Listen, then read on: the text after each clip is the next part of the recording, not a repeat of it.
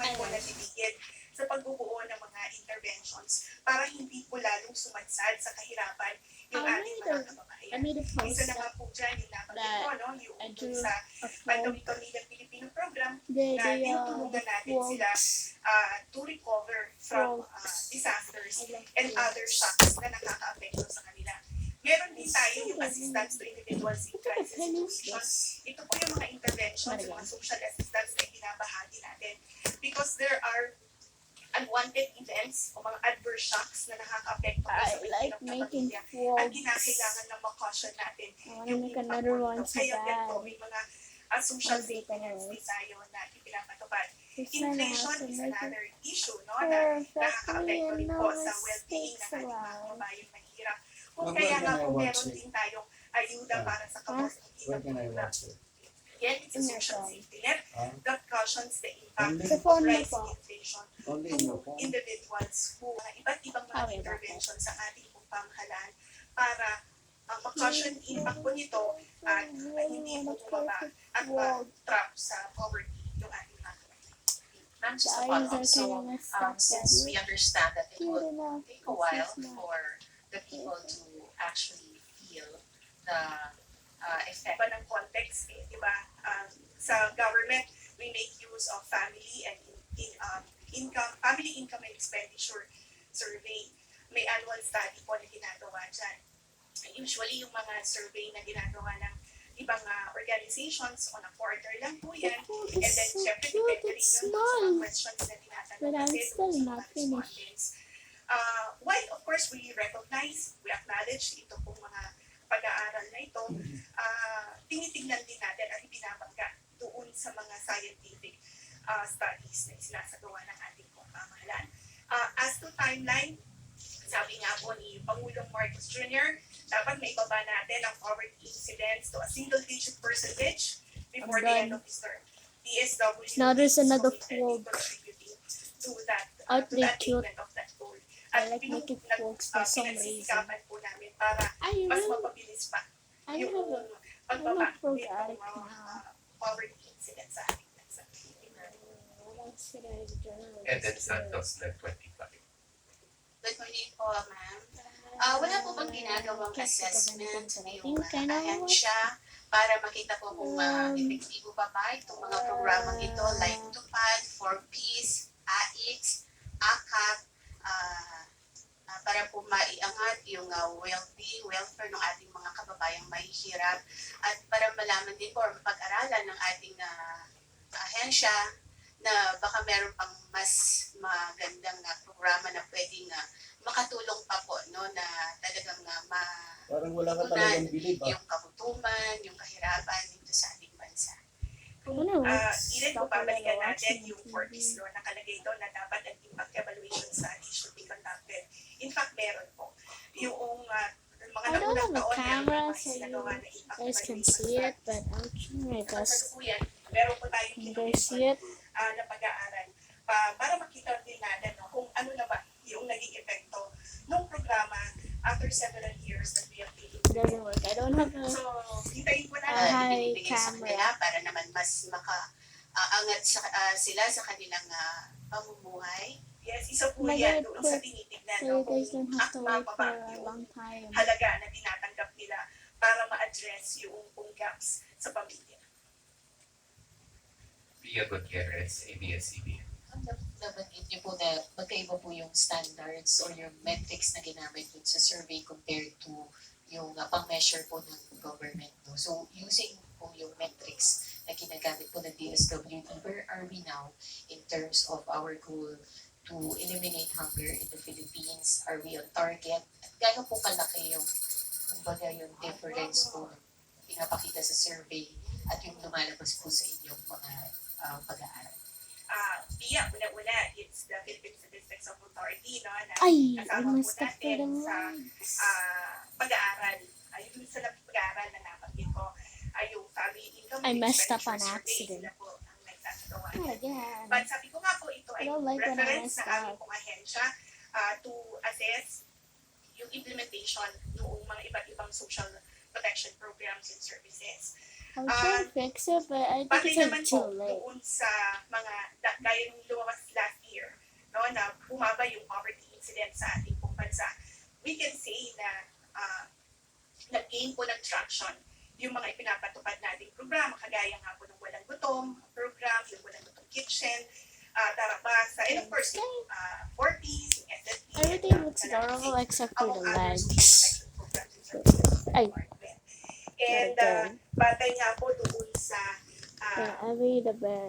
pinaparating It's already din bear, ng but ating mga the le- beneficiaries na natutuwa this sila one doon leg sa pinapatupad is kind of natin. messed up. Yun Too po yung long. driving force. Actually, it's a motivating Still look force for the the same, department to continue expanding the program I wonder what am implementation I gonna do and with this further part. developing initiatives para mas mapagputin Ooh, na po leave some more. yung pang social protection agenda natin.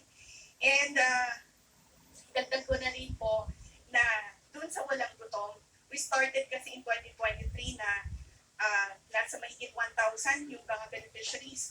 The following year, nag-expand tayo to 150,000 and ngayon nasa 300,000 household beneficiaries na yung ating nasuserve. So, ibig sabihin po, talagang malaki na yung naiaambag ng ating pong ahensya sa paglutas nga po ng problema ng kagutuman and malnutrition. Clay Pardilla, People's Television.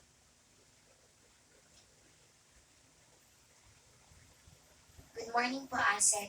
ASEC poverty and hunger rates have increased nga po. Pero po, kung titingnan yung PSA, nabawasan pa po yung inflation rate Like natin it's from snowflake. Feb to March. Nadagdagan din po yung Looks more like a employment star rate than a natin. Paano po snowflake. natin i-reconcile yung mga ganitong Yeah. datos and how optimistic is the government na mababawasan po for the month of April? Now, in terms of optimism, optimistic po tayo na mas mag-i-improve pa po no, yung condition nung in terms of improving yung or reducing poverty incidence in our country and reducing hunger incidence as well. Nakikita nga natin doon sa isinasagawa natin na trabaho para sa 4Ps sa Bagong Pilipinas. Gaya ng nabanggit ko earlier, marami po tayong I mga made a na-register snowflake. na merong mga bagong Snowflake. trabaho. Wait, So, I think wait, no, that's the that wrong one. matches na About rin this yung thing. lumalabas na percentage Snowflake. na bumababa yung PIB. You ng have mga to draw unemployed. snowflake. And gayon din po, makikita natin dun sa ating mga 4Ps beneficiaries, marami po sa kanila nakakapagtapos ng kanilang pag-aaral. And marami nga rin are acing licensure examinations. So sila po ay nabibigyan din ng pagkakataon po na makapagtrabaho. Ganyan din sa Sustainable Livelihood Program because kinakapacitate din natin yung mga beneficiaries to either engage in You are trying not livelihood allowed to see activities the drawing. or makapaghanap ng trabaho. So yan po, nakikita natin, pag binabangga natin, yan ang nagpapatunay na maganda po yung mga inisyatibo ng ating pong pamahalaan. Yeah, this is cute. But Sam yeah, Benedict. not allowed to see it yet. Not yet. Good morning, ma'am. Kanina po na-mention Wait, this po is na good to see, parang so I may don't have recommendation anything. sa DSWD na parang expand yung program sa Northern Manila. Tatanong ko lang po kung ano pong organization or sino po yung nag-recommend na kung saan areas na dapat intensify yung anti-hunger measures. At saka meron po kayong list yung DSWD ng mga areas How do I na keep consider this natin here? as hunger hotspots. Okay, batay po doon sa nabanggit ko, na expansion ng Walang Gutom Kitchen. Yan po ay dahil pinag-aralan natin with our Which partners, do I start particularly from the first? private sector, na dito rin po yung mataas yung bilang ng mga individual, families and individuals in strict situations. And halimbawa doon sa Bangon, dahil isa rin po yan, farm, I need to say, meron din kasi tayong programa doon, yung Bangon. Diyan din natin nakikita na magkaroon ng additional intervention para again ma-reduce yung hunger incidence na nagkaroon. Bukod po dun, Why is it so wala na pong iba Is parang this priority time areas for- for DSWD para for I think I made this one a bit too sharp. Nagkaroon kasi na pag-aaral yung pilot Where's implementation my ng brown? Walang Gutom Kitchen. So we're expecting na ma-finalize po yan itong buwan ng Abril. Kung ano pa yung karagdagang mga rekomendasyon, yung My brown is so short. Shorter than any mention of po them. nila kanina na pinag-aaralan na itaas yung 3,000 pesos dun sa Pantawid ay walang gutom program. Ano po yung amount na kinoconsider ng DSWD at saka saan factors po yung na i-consider para increase po yung amount ng 3,000? currently, yan po ang pinag-aaralan ng ating pong partners na nagsasagawa ng pag-aaral. I think I should Hindi have lamang po yung amount, but then also the But frequency I guess you of can have spoiler, distributing the monthly I guess, Wala for pa. now. wala pa kasi in each area It is. halaga po no, na pinag-aaralan. So, hintayin po natin na I'm still really sad. Wait. Oh, yeah, I forget to erase Let's the see, so pencil. easy, alright.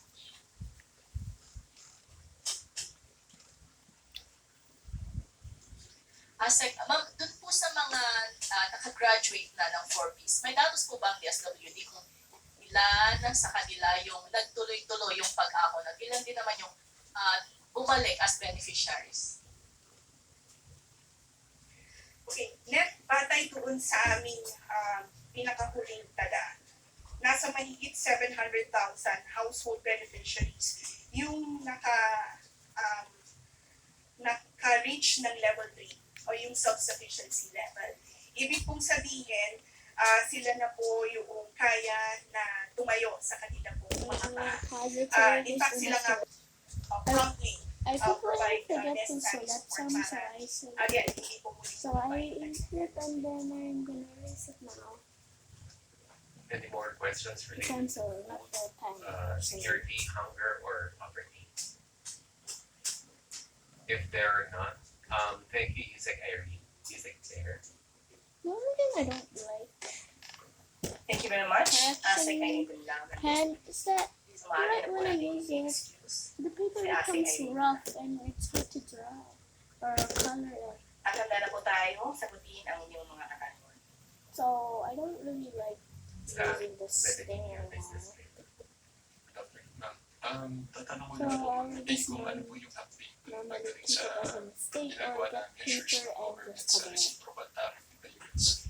Last week na-mention po ni Sir Go na parang plano niya magpunta sa US for negotiation. May date na po kaya kung kailan? Yes, ma'am, ganito. Kanina nagkausap kami ni Secretary ko at sinabi niya wala pa pong update. At patuloy pa rin po ang pakikipag-usap, ang pakikipag-negosasyon, especially with the ASEAN countries, para po sa isang joint diplomatic outreach, harmonized messaging ng Asian countries.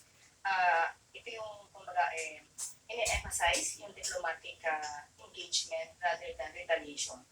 At ang salitang galing po kay Secretary Go ay cooperation, not confrontation. So, nasabi niya po niya na sila po ay biyahe puntang US sa May. At wala pa po This is the afterwards after. So, After you're going for the entire ASEAN I'm gonna take off the tayo lang pencil. po Pilipinas po. last question na po. Regarding po dun sa reciprocal tariff pa rin. Look at na-mention Silly po ng Vanilli. BPI tsaka He's DOF confused na isa sa again. parang magiging competitive Bye. edge ng Pilipinas yung